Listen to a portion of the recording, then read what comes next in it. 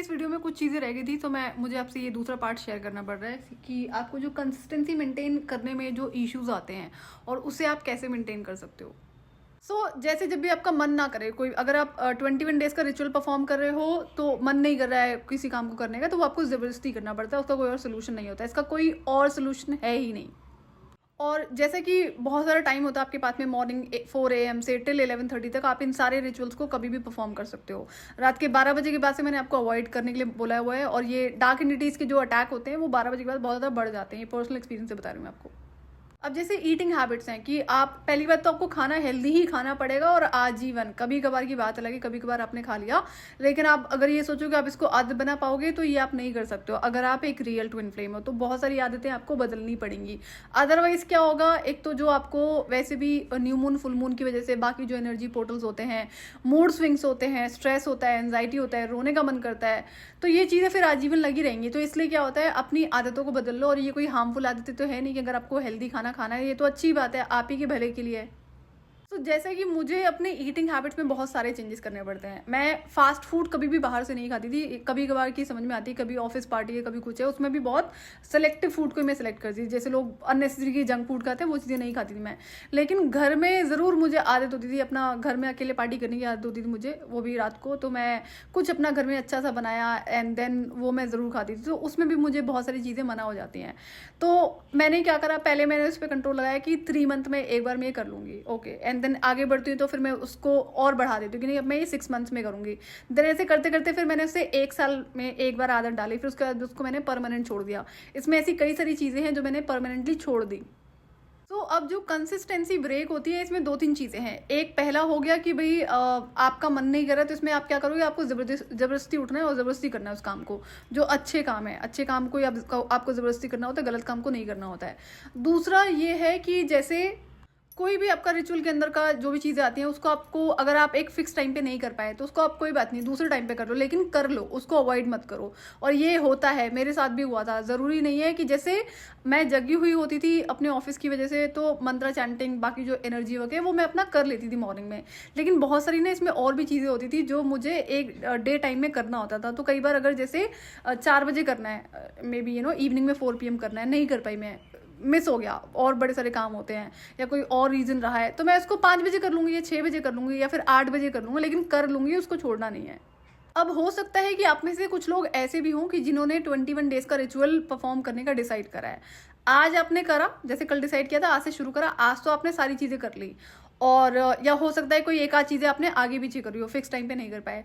कल हो सकता है कि आपसे पूरे दिन में कुछ 2 से या 1 चीज़ मिस आउट हो जाती है, जो आपको 21 डेज के रिचुअल में मैंडेटरी थी करनी है। तो फिर क्या करना है, आपको फिर से दोबारा वो रिचुअल शुरू से परफॉर्म करना पड़ेगा, डे 1 से करना पड़ेगा। तो अब आपको पता है कि कल तो आपने मिस कर दिया, अब आप इसको 2 दिन के बाद शुरू करोगे फिर से, कोई बात नहीं। अब अगर वो 2 दिन आपने करते करते 4 दिन, 10 दिन, 1 महीना निकाल दिया, तो समझना ये ट्रिक होती है एंटिटीज़ की। तो ये आपको होने नहीं देना है। अगर आपने डिसाइड करा है कि ठीक है, कल मुझसे मिस हो गया, मैं इसको परसों से फिर से शुरू करूंगी, और अगर परसों से नहीं शुरू करना है तो उसके नेक्स्ट डे से शुरू करूंगी, लेकिन आई विल मेक श्योर कि इस बार ऐसा ना हो। तो इस बात का भी आपको ध्यान रखना होता है कि अगर आप पहली बार रिचुअल नहीं परफॉर्म कर पाए और आपको पता है कि अब आपको दोबारा से करना पड़ेगा, डे 1 से शुरू करना पड़ेगा, तो जब वो गैप होता है ना, वो बहुत ज़्यादा नहीं होना चाहिए। 2 से 3 दिन का गैप रखो एंड देन फिर इसको फिर से शुरू कर लो। ये आपको बहुत ज़्यादा ध्यान रखना पड़ेगा, ऐसा होने के बहुत हाई चांसेस होते हैं। कंसिस्टेंसी में जो कंसिस्टेंसी मेंटेन करने में जो आपको हेल्प होती है, आपको टाइम टू टाइम हमेशा डिवाइन से हेल्प मांगनी पड़ती है। मुझे भी करनी पड़ी थी। तो ये आदत बिल्ड करने में मुझे थोड़ी सी प्रॉब्लम होती है, क्योंकि चाइल्डहुड से मैं थोड़ी ऑपोजिट थी, और बहुत ज़्यादा ऑपोजिट थी। मुझे हेल्प लेने में बहुत ज़्यादा प्रॉब्लम होती थी, और मेरी कॉन्वर्सेशन भी है डिवाइन से, जिसमें मुझे बाद में थोड़ा सा टफ तरीके में चीज़ें सिखाई जाती हैं, और वो भी इनर वर्क की वजह से कि मुझे एक ही चीज़ के लिए बोलना पड़ता है कि आप ये कर दो। इससे पहले क्या था कि मुझे अपने पावर्स दे रखी है और मैं सक्षम हूँ कोई भी काम को करने में, खुद से पूरा करने में, और मैं कर लूँगी। तो मेरा था कि मैं आपको परेशान नहीं करूँ, पहले मैं खुद से तो ट्राई कर लूँ। बट ये भी गलत आदत होती थी कि अगर मुझसे नहीं भी हुआ तो मैं आपसे बोलने वाली नहीं हूँ। बट ऐसा कभी होता नहीं था, मुझे नहीं याद है कोई भी इंसिडेंट। लेकिन इनर वर्क के बाद में जो ये आदतें मुझ में बिल्ड करवाई हैं डिवाइन ने, बार बार हेल्प मांगना, मेरा जो रिसीविंग एंड है वो कम्प्लीटली ऑलमोस्ट क्लोज था, और उसका ओपन होना बहुत ज़रूरी था। तो इसको करने में मुझे थोड़ा सा डिफिकल्टी आती है। कहने का मतलब है कि आपको छोटी से छोटी चीज़ के लिए भी डिवाइन से हेल्प मांगनी पड़ेगी, सपोर्ट मांगना पड़ेगा। चाहे आपको सोकर उठना है और आपसे नहीं हो रहा है, जैसे मेरे साथ तो अलग ही लेवल के खेल होते हैं। मैंने अलार्म लगाया, भाई अलार्म बजा ही नहीं। मैंने कहा एक दिन समझ में आता है, 2 दिन समझ में आता है, और ये मैं रिचुअल परफॉर्म कर रही थी। तो एंटिटीज कई लेवल पे खेलती हैं, तो फिर मैं वहाँ पर डिवाइन को बोलकर सोती हूँ कि नहीं, इसका ध्यान आप रखेंगे। तो ये ठीक है, आपको बोलना पड़ता है, बट आपको हेल्प मिलती है। बट अगर आप बोलोगे नहीं तो फिर कुछ नहीं होने वाला है। और ये बहुत होता था कि जैसे मुझे एक पर्टिकुलर टाइम पे उठना है कि मैं उठ जाती हूँ, नहीं अरे मन नहीं कर रहा है, तू सो जा अभी। ये आवाज़ होती थी, बहुत क्लियर होती थी, तो मुझे पता ना मेरी आवाज़ नहीं है। तो आपको समझना होगा कि अगर आपको ये वॉइस समझ में नहीं आ रही है तो आपको स्टिल उठना है, आपको नहीं सुनना है, इग्नोर करना है। होता है ना कई बार हम इंसानों से बातें करें, अरे छोड़ो ना, इग्नोर करो इसे। तो इसी तरह से इस वॉइस को भी इग्नोर करना है और आपको अपने काम पर फोकस रहना है। और ये जो नेगेटिव एनर्जीज होती हैं, इनके एक्सेस के ना बहुत सारे n नंबर ऑफ रीजंस होते हैं, कहते हैं ना n नंबर ऑफ ऑप्शंस होते हैं इनके आपकी लाइफ में एंटर करने के। तो बहुत सारी चीज़ें हैं और ऑलमोस्ट जितनी चीज़ें पॉसिबल थी वो चीज़ें मैं आपको बता चुकी हूँ। इसलिए अगर आप नए हैं मेरे चैनल पे तो वीडियोस तो आपको सारे सुनने पड़ेंगे। दूसरा, अगर आप में से ऐसा कोई भी इंसान है जो लिख के इन चीज़ों को नहीं कर रहा है, जिसकी लाइफ में रूटीन नहीं है, जिसे सेल्फ डिसिप्लिन कहते हैं ना, तो ये आपको करने में और ज़्यादा प्रॉब्लम आएगी। क्यों? क्योंकि जो डिसिप्लिन होता है वो डिवाइन मैस्कुलिन की एनर्जी का पार्ट होता है, और डीएफ में ये ज़रूर मिसिंग होता है। एक चीज़ को फिक्स टाइम पे करना और उसको डिले नहीं करना, टाइम से उस काम को कर लेना, तो ये डिवाइन मैस्कुलिन एनर्जी का पार्ट होता है। अगर आप इसमें मिस आउट कर रहे हो तो आप अपनी डीएम एनर्जी को बहुत टाइम लगाओगे, फिर कई साल लगाओगे बैलेंस करने में। तो इसको सबसे अच्छा तरीका होता है कि पहले लिख लो कौन कौन सी चीज़ें कल करनी है, एंड देन फिर अपना उसको शुरू करो अपने दिन को, एंड देन टिक मार्क करते जाओ, आज मैंने इसको करा, इसको इतने टाइम पे करा। इसी तरह से आप 21 डेज फॉलो करोगे और इसको बहुत बार आपको प्रैक्टिस करना पड़ेगा। और डिवाइन मैस्कुलिन एनर्जी को बैलेंस करने में बहुत मेहनत लगती है डीएफ को, मुझे भी बहुत लगी थी। और जो ये इनर वर्क है, ये डीप ट्रांसमिशनल वर्क है। तो इसमें कई सारे ऐसे जब फेजेस आए हैं लाइफ में जो मैंने बिल्कुल भी एक्सपेक्ट नहीं करे थे, स्पेशली जॉब छोड़ने के बाद में। तो ये एक्चुअली में काफ़ी डिफिकल्ट थे, बट करने तो पड़ रहे थे और करने पड़ेंगे, कोई उसका और ऑप्शन नहीं होता है। आपने जब चलना शुरू करा तो आपके पास रुकने का ऑप्शन नहीं है। आप थोड़ी देर का ब्रेक ज़रूर ले सकते हो, लेकिन आप ये सोचो बीच में छोड़ दोगे तो फिर आप ज़ीरो से स्टार्ट करोगे। और पैरेलली ये सारे एनर्जी वर्क करते हुए आपको अपनी लाइफ में छोटे से छोटे, बड़े से बड़े कार्मिक लेसन को रिकॉग्नाइज करना होता है, फिर उस पर काम करना होता है। एक भी कार्मिक लेसन ऐसा नहीं होता जो आप एक बार में सीख लोगे। आज आपने डिसाइड करा सीखने का, नेक्स्ट टाइम आप उस पर ध्यान लगाओगे कि हाँ भाई अब ये गलती रिपीट नहीं करनी है, वो चाहे किसी भी फॉर्म में हो। और एंटिटीज का काम होता है उसको आपसे रिपीट करवाने का, ताकि आपका वो जो कार्मिक टॉक्सिक पैटर्न है, कार्मिक साइकिल है, वो बना रहे। तो यहाँ पर अनदर लेवल के चैलेंजेस होते हैं जो आपको कार्मिक्स के थ्रो करे जाते हैं। इस पर भी कंट्रोल आप ही को लगाना होता है, कोई दूसरा इंसान नहीं कर सकता है। और जब मैं अपना इनर वर्क कर रही थी तो वहाँ पर मुझे और बड़े लेवल के चैलेंजेस आते हैं। रात के 12 बजे के बाद मेरा डोर नॉक होता था एनडीडीज के थ्रू, तो मैं समझ रही थी। तो आई वाज लाइक जब भी, अगर मैं आपको बता दे रही हूँ, ऐसे जनरली कम चांसेस है आपके साथ में ऐसे होने का, मेरे तो चीज़ें बहुत अलग लेवल पे कनेक्टेड हैं। तो अब इसमें क्या होता है कि जब ये ऐसी चीज़ें होने लगी हैं, बैक टू बैक हो रही थी, तो आई रियलाइज़ कि मुझे क्या करना है, मुझे उस पर ध्यान नहीं देना है, आवाज़ नहीं देनी है। अगर जैसे कोई डोर नॉक करता है 12 बजे के बाद में, तो आप शांत रहो। कोई अगर जेन्युइनली आपके घर पे होगा, नॉक कर रहा होगा, बेल बजाएगा, तो वो दोबारा भी बजाएगा, कंटिन्यूसली बजाएगा, तो वेट, आपको तुरंत उसको एक्नॉलेज नहीं करना है, ये गलत काम होता है। ये कब होना शुरू हुआ है? जब मैंने अपने मेन डोर पे बहुत ज़्यादा एक्स्ट्रा ऑर्डिनरी लेवल की प्रोटेक्शन लगा दी थी, जो स्पिरिचुअल प्रोटेक्शन होती है।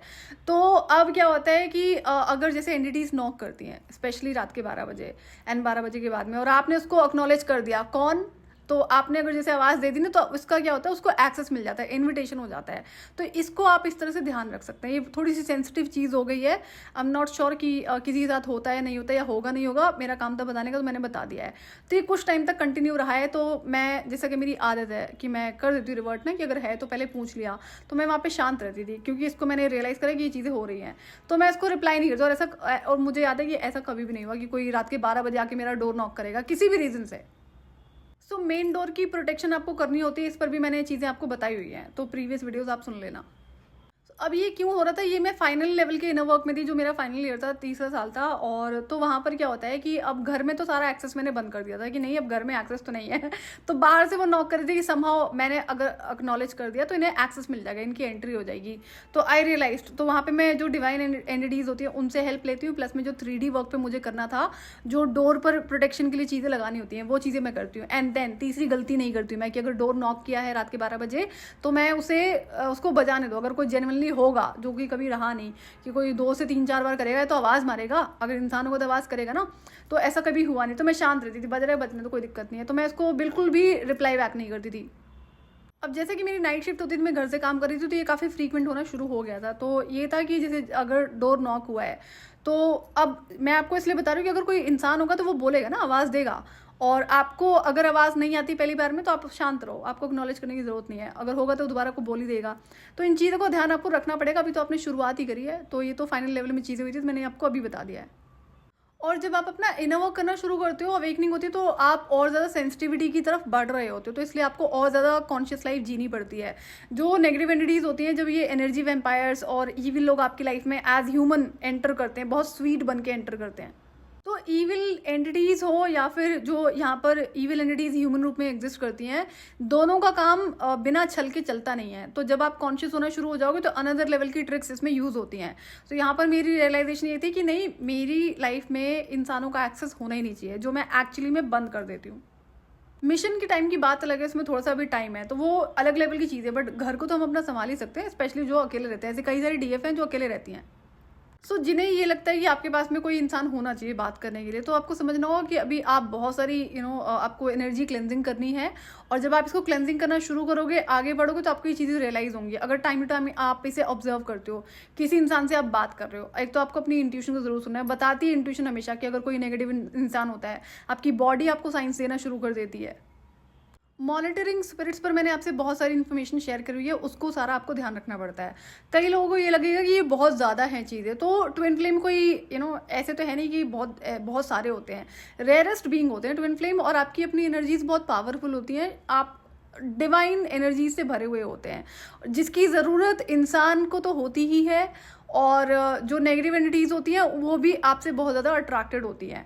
तो आपको अगर खुद को प्रोटेक्टेड रखना है, तो आपको इन सारी चीज़ों का एक्सेस अपनी लाइफ में बंद करना होता है, अगर शांतिपूर्ण जीवन आपको जीना है। जितना भी ट्विन फ्लेम जर्नी में इनर वर्क है, जो आपका एनर्जी वर्क है, वो सारा आपको खुद से करना पड़ता है। वो कोई आपके बिहाफ पे नहीं कर सकता है, ना ही आपको करवा सकता है कि कोई कुछ और चला दिया। जैसे कई लोग रेकी हीलिंग सर्विसेज प्रोवाइड करते हैं, टेम्परेरी चीज़ें होती है। टेम्परेरी तो आपको हर चीज़ मिल जाएगी, लेकिन ट्विन फ्लेम जर्नी में जब इनर वर्क आप करना शुरू करते हो, टेम्परेरी चीज़ें आपको कभी हेल्प नहीं करती है। टेम्परेरी तो फिर वही होगी 2-4-10 मिनट, 1 घंटा, मे बी 1 दिन या 1 हफ्ता हो गया मैक्स, जो कि बहुत बड़ी चीज़ होगी, ऐसा होता नहीं है। तो क्या आपको वो चाहिए? तो ऐसे तो आपको बहुत सारे सर्विस प्रोवाइडर मिल जाएंगे, आप आजीवन यही करोगे। और अभी तो आप यही पहचानने में समर्थ नहीं हो कि जो आपको स्पिरिचुअल सर्विसेज दे रहा है वो इंसान जेन्युइन है, एनर्जी वैम्पायर है, ईविल एंटिटी है। बहुत सारे ऐसे कैटेगरीज हैं जो स्पिरिचुअल गुरुज बन के बैठे हुए हैं, स्पिरिचुअल सर्विसेज प्रोवाइड कर रहे हैं। वो कभी भीड़ देख के चले जाते हैं, तो कभी कुछ और उनके जो मार्केटिंग टैक्टिक्स होते हैं उनको देख के चले जाते हैं कि हाँ ये सब जेन्युइन होगा। तो यहाँ पे गलती किसकी है? आप अपनी इंट्यूशन पावर से ऑपरेट नहीं कर रहे हो, आपका थर्ड आई एक्टिव नहीं है। और इसमें सबसे बड़ा रोल प्ले करता है आपका जो बिलीफ सिस्टम है, प्लस में आपके जो बाकी चीज़ें मैंने आपको बताई हैं। तो पहला तो आपका मेन मोटिव ये होना चाहिए कि पहले आप इन चीज़ों को पहचानना सीख जाओ। और जब मेरी अवेकनिंग होती है, जैसे कि मैं कार्मिक ट्विन फ्लेम की इमीडिएट नेबर रह रही थी, और वो back to back spells, magic and dark magic करे जा रहा था। क्योंकि मैं उसे अटेंशन नहीं दे रही थी, मैं उसकी तरफ बिल्कुल भी नहीं देख रही थी। और कॉल मैसेजेस का तो सवाल ही नहीं था, वो तो कुछ टाइम पहले ही मैं बंद कर चुकी थी जब मैंने इसे क्लोजर दिया था। तो इसकी जो स्पेल मैजिक होते हैं, इससे मेरी एनर्जीज बहुत ज़्यादा डिस्टर्ब हो रही थी, मुझे बहुत ज़्यादा चोटें लग रही थी। And I was asked by divine कि तुम इसे कर सकते हो रिवर्ट में, अगर हम ब्लैक मैजिक की बात करेंगे पनिश करने के लिए। तो मैं वहाँ पे सोचती हूँ, ध्यान लगाती हूँ कि अगर मैंने ये करा तो इससे 2-3 चीज़ें गड़बड़ हो जाएंगी। कर्म वाला कोई सीन नहीं था, क्योंकि डिवाइन ने खुद बोला तुम इसे कर सकते हो, तुम फ्री हैंड हो तुम्हारे पास लोगों को पनिश करने का। लेकिन ये था, अगर जो भी इंसान ब्लैक मैजिक में इन्वॉल्व होता है, उस इंसान की लाइफ में डार्क एंटिटीज़ का एक्सेस हमेशा रहता है। तो मुझे तो इस एक्सेस को बंद करना था, जितनी बाकी सारी चीज़ें थी। तो मुझे तो अगर मैंने यहाँ पर हाथ डाला ना इस इंसान को पनिश करने के लिए, तो ये जो एक्सेस बंद करने की कोशिश कर रही हूँ, जो ये अटैक्स मुझ पर हो रहे थे, ये हो नहीं पाएंगे फिर। तो जैसा कि वहाँ पर पता था, मुझे बार बार रिमाइंडर होता था चाइल्डहुड से कि आपको गलत लोगों को पनिश करना है। तो वहाँ पे मैं रियलाइज़ करती हूँ कि पनिशमेंट के कई और तरीके होते हैं। वाइट मैजिक के थ्रू भी आप किसी गलत, बुरे, गंदे, दुष्ट इंसान को पनिश कर सकते हो। तो वो चीज़ें मैं ज़रूर करती हूँ। उससे क्या होता है, हैंड्स भी क्लीन है, कर्मा भी क्लीन है, और इन जो डार्क एंटिटीज़ होती हैं, नेगेटिव एंटिटीज़ होती हैं, उनका एक्सेस आपकी लाइफ में हो नहीं पाता है। बट ऐसे ना कई सारे लोग होते हैं जो ब्लैक मैजिक प्रैक्टिशनर्स में होते हैं, और जो लव स्पेल्स भी करते हैं, वो भी आपका गलत एनर्जी में ही आते हैं। जाता है, तो उनका क्या होता है ना, उनकी लाइफ में हमेशा इन एंटिटीज़ का एक्सेस बना रहता है। और ऐसे कई सारे लोग हैं जो आपको स्पिरिचुअल गुरुज और टैरो रीडर के नाम पर मिल जाएंगे, जो आपको लव स्पेल करते सिखाते मिलेंगे। इनकी लाइफ में ये खुद ही रीज़न बनते हैं नेगेटिव एंटिटीज़ को एक्सेस देने का। सो रियलिटी यही है कि सारा एनर्जी वर्क आपको खुद से करना पड़ता है। आपको ब्रेक्स लगते हैं कंसिस्टेंसी मेंटेन करने में। उसका आप क्या कर सकते हो, क्या सोल्यूशन है वो मैंने आपको बता दिया। बार बार गिरोगे, बार बार आपको उठना पड़ेगा, जिद के साथ ही आप इसको कर सकते हो। इसका कोई और सोल्यूशन नहीं होता है। और जिन्हें ये गलतफहमी है कि कोई स्पिरिचुअल गुरु है जो आपको ये चीज़ें ऑफर कर रहा है कि वो डीएमडीएफ की बैलेंसिंग कर देंगे और बड़े सारे एक्टिवेशन आपके कर देंगे, या किसी तरह का मेडिटेशन उन्होंने बनाकर आपको दे रखा है जिसको करने से एक आपको वो चाबी मिल जाएगी और वो ताला खुल जाएगा, तो आपको डेफिनेटली एडवाइस है आपको ये एक्सपेरिमेंट ज़रूर करने चाहिए। ये फेक चीज़ें होती हैं, इससे कुछ भी नहीं होता है। लेकिन ये है कि आपको ऐसा नहीं करना है। मैंने तो आपको मना नहीं करा, मैं तो हमेशा से कहती हूँ आपको एक्सपेरिमेंट करने चाहिए। मैंने भी बहुत सारे एक्सपेरिमेंट्स करे थे आप लोगों के लिए, अपने लिए नहीं, मुझे ज़रूरत ही नहीं थी। मुझे तो पता था ना कि ये फेक चीज़ें चल रही हैं, चाहे सबकॉन्शियस माइंड की हीलिंग है और किस तरह से ट्रैप करते हैं आपको हीलिंग एनर्जी के नाम पे। और तो वहाँ पर ये चीज़ें मैंने पेड सेशंस ले लेके चेक करें कि रियलिटी मुझे पता है, लेकिन एक बार मैं कॉन्फर्मेशन में आ जाऊँगी। कल को मुझे पता था ना कि मुझे रियल ट्विन फ्लेम्स को ये चीज़ें शेयर करनी पड़ेंगी, तो मैं आपको भी एडवाइस करती हूँ, आप पैसे इन्वेस्ट करो, इन चीज़ों को बाय करो, एक्सपेरिमेंट करो, क्या जाता है। सो एक्सपीरियंसेस तो आपको जब होंगे तो आपको समझ में आएगा ना कि अल्टीमेटली सोल्यूशन यही है, करना आप ही को पड़ेगा। इससे कुछ नहीं होता जो आपको ये फेक सर्विसेज आपको ये स्पिरिचुअल गुरुस आपको प्रोवाइड कर रहे हैं इनर वर्क के नाम पर। ट्विन फ्लेम जर्नी की बात कर रही हूँ मैं। तो पैसे हैं, पैसे तो आप दोबारा अर्न कर लोगे, कोई बात नहीं। एक्सपेरिमेंट करोगे, आपको तसल्ली तो होगी कि कोई बात नहीं, अब आप घूम लिए ना हर जगह पे। आपको एट द एंड करना वही है जो मैंने आपको बता दी है सारी चीज़ें। जो इनर वर्क में जितनी भी चीज़ें आपसे शेयर करी वो सारी आपको करनी पड़ेंगी, उसका कोई और सोल्यूशन नहीं है।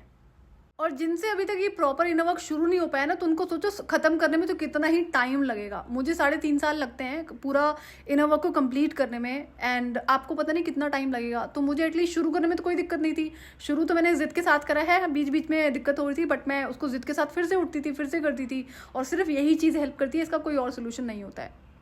और जो लोग नहीं कर रहे हैं, जिनको पता है कि हाँ इनको एंटिटी, अब जैसे एंटिटीज़ के अटैक होते हैं तो क्या हो गया, मर थोड़ी जाओगे आप। मैंने आपको बता दिया स्पिरिचुअल प्रोटेक्शन पे जितनी चीज़ें बताई हैं वो इनफ है, वो आपको करनी पड़ेंगी। तो अब जब आप उसको करना शुरू करोगे तो भी आपको दिक्कतें होती हैं, बट सो व्हाट, करना तो पड़ता है ना। कब तक नहीं करोगे आप, ये लाइफ ऐसे निकाल दोगे, कितने साल आपने निकाल दिए। और अगर इस डर की वजह से आप नहीं करोगे एंटिटीज़ के अटैक होते हैं, तो कब तक नहीं करोगे। ये तो पार्ट है ना वर्क का। मैंने नहीं गो थ्रू करा क्या, और एक्सट्रीम लेवल पे गो थ्रू करा है, बट करना तो पड़ा ना। At the and I one, मैं जीती ना इस चीज़ को करके कि हाँ मैंने कंप्लीट करा, इनसे कंप्लीटली पीछा छुड़ा लिया। बहुत सारी आदतें मुझे बदलनी पड़ी, बहुत सारे चेंजेस मुझे करने पड़े, बाकी जिद्दी होकर इस इनर वर्क को करना पड़ता है। सो जब आप डिवाइन से हेल्प मांगकर और अपना जिद्दी होकर इस इनर वर्क को करते हो, तो आप रियलाइज करते हो किस लेवल पर आपको डिवाइन का सपोर्ट है। आप रियलाइज करते हो डिवाइन पावर्स को। तो आप इसको ना कर पाओ इसलिए भी एंटिटीज आपको अटैक करती हैं, ताकि आप रुक जाओ। कभी भी आप ना तो डिवाइन की पावर को रिकॉग्नाइज कर पाओ, ना ही अपनी। अब कई लोगों में ना आदतें होती हैं, जैसे जब वो डिवाइन से प्रे करते हैं, और नॉर्मल इंसानों की बता रही हूँ कि आपको हेल्प हो गई, आप उस काम को कर पाए, फिर आप उसको इग्नोर कर देते हो कि डिवाइन हेल्प की वजह से नहीं हुआ है, तो अपनी वजह से हुआ है। तो ये जो बेवकूफ़ी लोग करते हैं, फिर ये रोते हैं बाद में। सो जब आपने हेल्प मांगी है तो हेल्प मिलती ज़रूर है, अच्छे इंसानों को ज़रूर मिलती है, गलत इंसान को नहीं मिलती, लेकिन अच्छे इंसान को डिवाइन सपोर्ट ज़रूर मिलता है। लेकिन मांगना पड़ेगा आपको, ये आपको समझना होगा कि जब भी आप अपना इनर वर्क शुरू करते हो तो छोटी से छोटी चीज़ के लिए आपको हेल्प मांगनी पड़ती है। मुझे भी मांगनी पड़ी थी। और जब आप इनर वर्क कंप्लीट कर लेते हो, जिसमें बहुत टाइम लगेगा, आपको कितना लगेगा मुझे नहीं पता, लेकिन उसके बाद भी क्या होता है, मैं फाइनल लेवल की बात की बता रही हूँ, कि तब भी मॉनिटरिंग जो स्पिरिट्स होती हैं वो एक्सेस बनाए रखती हैं। अब उसको रोकने का आई थिंक मैं कई सारी चीज़ें आपको बता चुकी हूँ। सबसे पहले जो इम्पोर्टेंट तरीका होता है इसको रोकने का, अपनी लाइफ की कोई भी इन्फॉर्मेशन किसी को भी देना बंद कर दो, चाहे आपका अपना है, चाहे पराया है, दूर का है, पास का है। अपनी पर्सनल लाइफ से प्रोफेशनल लाइफ की कोई भी इन्फॉर्मेशन उस इंसान को देना बंद कर दो। तो इस तरह से आप मॉनिटरिंग स्पिरिट्स पे कंट्रोल लगा पाते हो। कई सारी डीएफ ऐसी भी हैं जिनकी लाइफ में ना कोई भी फिक्स्ड रूटीन नहीं होता है। नॉर्मल लाइफ को भी लेकर रूटीन नहीं होता है कि किस टाइम पे उठना है, किस टाइम पे बाकी काम करने हैं, या एक रूटीन कहते हैं ना कि डेली का मेरा ये टास्क है, वो होता ही नहीं है। तो इसका मतलब है जो आपकी डीएम एनर्जी है वो बहुत जीरो लेवल पर है, और आपको बहुत ज़्यादा मेहनत करनी पड़ेगी। और जो डीएम एनर्जी है उसको शुरू करने के लिए, अपना बैलेंसिंग एंड देन मास्टरी करने के लिए आप डिसिप्लिन से ही शुरुआत करते हो। एंटिटीज़ में और तरीके के क्या ट्रिक्स खेलती हैं, जैसे आपने रूटीन फिक्स करा है कि अब मुझे ये काम करने हैं, इतने दिन तक करने हैं, इस टाइम पर करना है। तो जो आपकी लाइफ में कार्मिक लोग होते हैं ना, हो सकता है कि आपको रियलाइज़ ना हो कि कोई गलत इंसान है आपकी लाइफ में जिसकी इंटेंशन आपके लिए अच्छी नहीं है, including male and female of all ages. तो वो क्या करेगा, आपसे ना टाइम मांगना शुरू कर देगा, चाहे मिलने के लिए, चाहे बात करने के लिए, एनी मेल और फीमेल। इससे क्या होगा, आपको डिस्ट्रैक्ट करने की कोशिश करी जाती है ताकि आप अपना टाइम डिले करो। डिले करोगे तो हो सकता है घर से बाहर गए तो आज छूट ही जाए। तो इन चीज़ों पर भी फिर आपको कंट्रोल लगाना पड़ता है। हो सकता है कि कई कार्मिक्स आपको कॉल करना शुरू कर दें बार बार आपकी एनर्जीज लेने के लिए। क्यों? क्योंकि अब आप हीलिंग की तरफ बढ़ रहे होते हो, और जब भी आप हीलिंग करना शुरू करते हो तो और तरह के जो एनर्जी वेम्पायर्स होते हैं आपसे और ज़्यादा अट्रैक्ट होते हैं, उन्हें और ज़्यादा आपकी एनर्जीज चाहिए होती है। तो इस पर भी कंट्रोल आप ही को लगाना होता है, कोई और इसमें कुछ नहीं कर सकता है। तो यहाँ पर आपका एक कार्मिक लेसन भी अटैच होता है कि आप अपने आप को प्रायोरिटी बनाना सीखो, जहाँ पर आपको सेल्फ डिसिप्लिन आप इसी तरह से मेंटेन कर पाओगे ना। अब जैसे होती है ना ट्विन फ्लेम्स में, किसी ने भी कोई हेल्प मांगी, किसी ने भी बुलाया या उसका मन है आपसे बात करने का, तो आप अवेलेबल हो हर टाइम पे। ये आपका कार्मिक लेसन है, इस पर आपको ध्यान देना होता है। तो जब हम इनर वर्क करते हैं ना, तो आपको एक साथ बहुत सारी चीज़ें सीखने को मिलती हैं और इम्प्रूव करने को मिलती हैं। तो एक तरह से तो क्या होता है कि जब ये एनर्जीज ट्रिक्स खेल रही हैं आपकी एनर्जीज को सक करने का और आपकी एनर्जीज को ड्रेन करने का, साथ ही साथ आपकी कंसिस्टेंसी को ब्रेक कराने का डिस्ट्रैक्शंस के थ्रू, तो ये भी तो सिखा रहा है कि आप अपने आप को प्रायोरिटी बनाओ, अपनी लाइफ को प्रायोरिटी पे रखो। जैसे आप में से कई लोगों की आदत होगी, किसी ने कोई काम करने को बोला, हाँ ठीक है अभी कर देते हैं, अपने आप को इंपॉर्टेंट, आप अपना इंपॉर्टेंट काम कर रहे थे उसको छोड़ के आप दूसरों के काम के लिए अवेलेबल हो जाते हो। तो ये आपका कार्मिक लेसन है, लर्न टू से नो। और अगर नो नहीं कह सकते तो उनको बोलो अभी मैं बिजी हूँ, मैं अपना काम कर रही हूँ, या फिर मैं बिजी हूँ बाद में कर दूंगी। तो आपने ना ये आदतें लगवाई होती हैं लोगों को कि हाँ किसी ने आपको काम करने के लिए बोला है, उसमें आप चाहे अपने साथ ही टाइम स्पेंड कर रहे थे, जो आपका पीसफुल टाइम होता है, आप सीधे अवेलेबल हो गए दूसरे इंसान के लिए। तो ये ट्विन फ्लेम्स में आदतें होती हैं, आई नो कि डीएम एंड डीएफ दोनों में होती है। तो ये आपका कार्मिक लेसन भी होता है कि मेक योर सेल्फ प्रायोरिटी। जिन लोगों को आपने आदतें डलवा रखी होती है ना कि आप तो अवेलेबल हो, जब मर्जी हमें बुला लो, कोई भी हेल्प ले लो हमसे, तो ये खत्म करनी होती है आपको ये आदतें, और धीरे धीरे ही कर पाओगे। अब एग्जाम्पल कि आपकी लाइफ में ऐसा कोई इंसान है, चाहे मैस्कुलिन है फेमिनिन है, जिसके लिए आप 24 घंटे अवेलेबल रहते हो, और जब उसने बोला है तब आप अवेलेबल हो, किसी भी तरह की हेल्प के लिए, किसी भी तरह की गाइडेंस के लिए, कोई और चीज़ें हो गई, तो इस पर आपको क्या करना होता है कि नहीं, उसको मना करना सीखना होता है। चाहे आपके पास टाइम हो तब भी आप उसको मना करोगे, उसको तुरंत उस टाइम पे वो काम करके नहीं देना है कि हाँ मैं बाद में कर दूंगी, अभी मैं थोड़ा बिजी हूँ। जरूरत नहीं आपको बताने की आप खाली बैठे हो। आपको अपनी आदतों का पता होगा कि आपकी लाइफ में अगर इस तरह से आप रहे हो या हो कि किसी ने कोई काम करने के लिए बोला है, या फिर आप किसी और चीज़ के काम, किसी काम में बिजी हो, अपने काम में बिजी हो, तो और आपको कॉल आ गया, तो आप सारे काम को छोड़ के ना उस इंसान से बात करना शुरू कर देते हो, उसको टाइम देना शुरू कर देते हो। तो ये चीज़ें आपको बंद करनी होती है। तो इससे क्या होता है, आपका एक तो डिस्ट्रैक्शन खत्म होना शुरू हो जाता है इनर वर्क के टाइम पे, जो कि एनडीडीज का खेल होता है। दूसरा, आप बाउंड्री सेट करना सीख रहे हो, खुद को प्रायोरिटी बना रहे हो। तो ये भी आपका कार्मिक लेसन होता है जो आपको सीखना ही पड़ता है। तो ट्विन फ्लेम जर्नी का इनर वर्क आपको बहुत कुछ सिखाता है, और इम्प्रूवमेंट तो चलो आपकी लाइफ में होती है, लेकिन जिनमें से ऐसे ट्विन फ्लेम्स हैं जो एंटिटीज़ के अटैक की वजह से रुक जाते हैं, तो कब तक रुकोगे? आजीवन। और ये तो जैसे जैसे आप आगे बढ़ोगे वैसे वैसे ये भी चीज़ें बढ़नी शुरू हो जाएंगी, लेकिन आपके पास में पावर होती है इससे ओवरकम करने की। मैंने भी तो करा ही है ना, लेकिन ये है कि डिवाइन हेल्प आपको मांगनी पड़ती है, बहुत सारी स्पिरिचुअल प्रैक्टिसेस आपको करनी पड़ती हैं। स्पिरिचुअल प्रैक्टिसेस में कई सारी एडवांस लेवल की चीज़ें होती हैं जो कि फाइनल लेवल का पार्ट है। अभी तो आप सेकंड लेवल के इनिशियल बिगिनिंग स्टेज पर हो। और जब मैं घर में अपना बिजी हूँ, तो जो फ्रीक्वेंसी म्यूजिक होते हैं, आपके आर्क एंजल के म्यूजिक हैं, नेगेटिव एनर्जी के क्लेंजिंग के म्यूजिक हैं, उसको अपने घर में चला के रखो। आपके लिए पॉसिबल है तो जब तक आप बाकी काम करो तो उसको हर टाइम चला के रखो, वो आपको हेल्प ही करते हैं आपकी घर की वाइब्रेशन को रेज करने में। आपको भी तो सुनाई पड़ी रहे ना, तो आपको उससे हेल्प होती ही है। मैंने भी यही करा था। जो एंटिटीज के डर के मारे अपना इनर वर्क छोड़ देते ना बीच में, वो एंटिटीज तो चाहती ही है कि आप इसको शुरू ही ना कर पाओ, या शुरू करो तो एकदम डर की वजह से छोड़ दो, या ये समझ के छोड़ दो कि भी हेल्थ खराब हो जाती है तो हम नहीं करेंगे। तो उनका तो काम पूरा हो रहा है, ऐसे ही आप अटके रहोगे, और ये तो आपकी जर्नी का पार्ट है। अब इस प्रोसेस को आप एक लाइफ टाइम में कंप्लीट करते हो, या फिर आने वाली कई लाइफ टाइम को ऐसे ही रिपीट करते हो, लेकिन करना तो आपको पड़ेगा। ये प्रोसेस होता है, ये फॉलो करना पड़ता है, इसका कोई शॉर्टकट नहीं होता है। एंटिटीज के अटैक की वजह से आप मरने नहीं वाले हो, और बिना डिवाइन से हेल्प मांगे, डिवाइन से सपोर्ट मांगे, आप इस इनर वर्क को कंप्लीट करना तो दूर की बात है, शुरू भी नहीं कर पाओगे। तो ये तो आपको डेली रेगुलर करना पड़ेगा। हो सकता है दिन में कई बार आपको हर चीज़ के लिए हेल्प मांगनी पड़े। इसी तरह से आप इस इनर वर्क को कर सकते हो, अदरवाइज नहीं कर पाओगे।